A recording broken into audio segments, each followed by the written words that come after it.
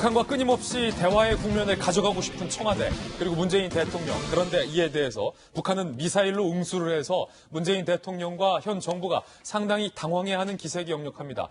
여기서 청와대가 정부가 꺼내든 돌파구는 북한에게 식량을 보내는 거였습니다. 통일부의 입장부터 바로 살펴보시죠. 이게 논란인데요. 북한 식량 지원을 이 타이밍에 공식 추진하고 나선 정부. 통일부, 북한 식량 상황이 매우 심각하다. 같은 동포로서 인도적 차원에서 걱정이 된다. 국제사회와 긴밀히 협력해 나가면서 인도적 식량 지원을 추진해 나갈 것이다. 그러니까 북한이 미사일을 쏜 직후에 대한민국 정부가 북한에게 식량을 보내겠다라고 공식적으로 선언을 해서 논란이 일고 있는 겁니다. 외교정책 전문가들은 일제히 비판했습니다.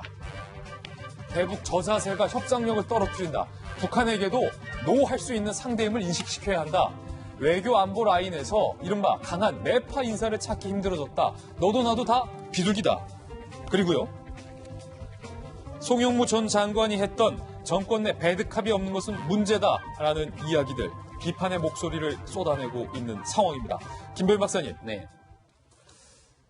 언제든지 북한에게 인도적 목적으로 식량을 지원해 줄 수는 있는데 왜 하필 미사일 도발을 한 이후냐라는 궁금증이, 네. 걱정이 논란이 일고 있어요. 그러니까 지금 상황에서 우리 정부가 추진했던 건 당초에 남북 간의 경제 협력, 개성공단과 금강산 관광에 대한 재개가 아니었겠습니까? 하노이 정상회담이 노딜 이후로 사실 이 모든 것들이 경색 국면에 빠져들었고 북한은 대한민국 정부를 계속 압박해왔습니다. 얼마 전에 있었던 이 북한의 단거리 미사일 발사 같은 경우는 결국은 국제사회를 향한 메시지이기도 하지만 대한민국 정부를 향한 메시지다라고 하는 분석이 지배적인 상황이기도 했습니다. 그런 과정 속에서 결국 우리 정부가 선택한 것은 이것이 발사체인지 미사일인지 아직까지 명확한 입장을 내고 있지 않는 상황에서 북한에 대한 인도적 지원 카드를 끄집어냈다는 건 북한이 이같이 도발을 할 때마다 북한이 대한민국 정부를 향해서 오지랖 넓은 중재자라고 압박함에도 불구하고 결국은 북이 원하는 대로 끌려갈 수밖에 없는 것 아니냐라고 하는 비판이 있을 수 있는 대목이고요. 인도적 지원 다 좋습니다. 예. 그렇다면 북한의 식량 상황이 정말로 어렵고 힘들고 인도적으로 도와줘야 되는 건 어제 오늘의 일이 아니기 때문에 남북 간의 관계가 좋았을 때 인도적 지원 카드를 가지고 사실 협상을 했었어야지 그때 이 대북 제재에 분명한 위반이 될 수 있는 개성공단과 금강산 관광 재개에 대한 문제를 성급하게 끄집어낸 것이 아닌가라고 하는 비판의 소지가 있을 수 있거든요.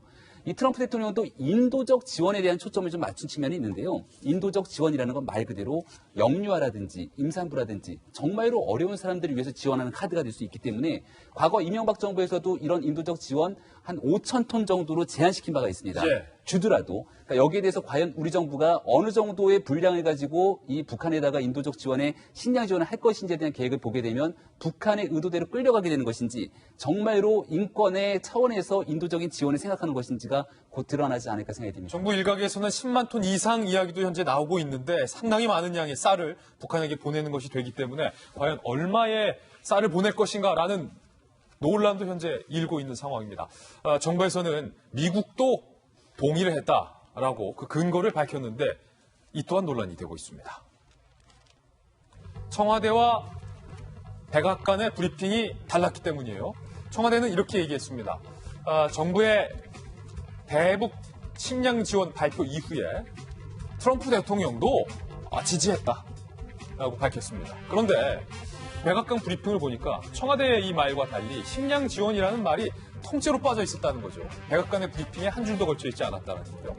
그리고 백악관은 좀 별다른 이야기를 했습니다. 북한의 최근 진행 상황과 FFVD 완벽한 비핵화 달성을 어떻게 할까에 대해서 논의했다라고 백악관은 브리핑을 했다는 겁니다. 여기에 세라 샌더스는 또 이렇게 얘기를 했어요.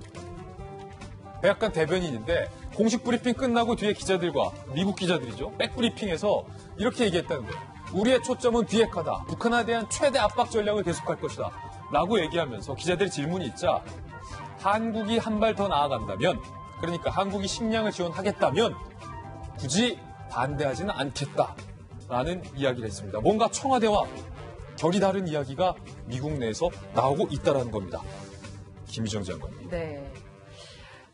사실 이런 대북 지원 같은 걸 재개하느냐 이럴 때는 크게 두 가지 의견이 중요한 것 같아요. 첫 번째는 우리나라뿐만 아니라 국제적인 지지를 받고 있느냐. 네. 국제사회에서 우리와 함께하고 있는 동맹국들이나 또는 대북제재에 참여하고 있는 유엔 가입국들이 그런 거를 좀 인정해주는 분위기냐가 굉장히 중요한 것 같고요.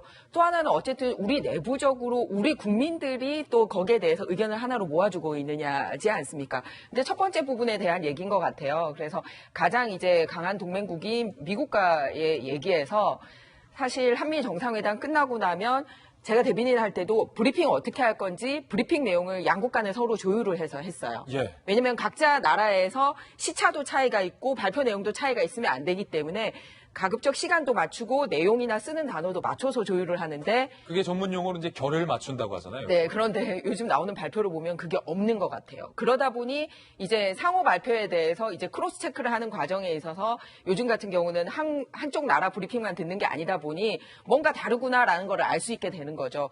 그러면 우리나라에서 발표를 할 때는 그런 비핵화에 방점을 둔 얘기보다는 사실은 대북 식량 지원에 대해서 재개하기로 했다를 굉장히 주요 의제인 걸로 얘기를 했는데 적어도 주요 의제라면 비핵화 얘기뿐만 아니라 미국에서도 거기에 대한 논의도 있었다라고 공식 브리핑에는 같이 언급이 되는 게 맞았거든요. 예. 근데 아예 빠졌잖아요. 아예 빠졌고 기자들이 질문을 하니까 뭐 개입 안 하겠다 정도로 얘기를 하고 있어서 벌써 이 부분에 있어서도 양쪽이 받아들이는 감도의 차이가 있구나라는 걸 알 수가 있습니다. 그래서 우리 돌직구쇼에서도 계속 이 북한에서 있었던 이 발사체가 미사일이냐 또는 다른 발사체냐에 대해서 논의가 있었는데 이게 왜 중요하냐면 미사일로 규정되는 순간 대북 제재에 걸리기 때문에 식량 지원을 우리나라에서 할 수가 없습니다. 그럼 뭔가 이게 좀 연계됐다는 거예요? 그렇습니다. 정부가 미사일이라고 말 못하는 이유가 바로 이 식량 재개를 위한 포석이라고 보면 됩니다. 왜냐하면 미사일로 규정하는 순간 미사일이나 핵무기와 관련된 거는 연계해서 지원을 못하도록 돼 있기 때문에 미사일로 부르지 않겠다라고 하는 때부터 벌써 이 식량 지원을 염두에 둔 게 아니냐라는 예상이 가능했다라는 거죠. 저희가 네. 어린 아이들을 기르다 보면 잘했을 때는 사탕을 주고 못했을 때는 육아 전문가가 사탕을 주지 말라라는 얘기를 하거든요. 맞습니다. 애들 버릇 나빠질까 봐. 3살 버릇 80까지 간다. 그래서 예. 첫 번째 버릇 들이는 게 굉장히 중요하잖아요. 그런데 과거부터 버릇도 잘못 들였지만 어쨌든 문재인 대통령하고는 새로운 관계를 또 형성해가고 있는데 미사일 쏜 지 4일 만에 냅다 주겠다 이렇게 얘기를 하면 앞으로 더 어떤 식으로 으름장을 놓고 더 강한 도발을 하게 될지 그걸 모르지 않습니까?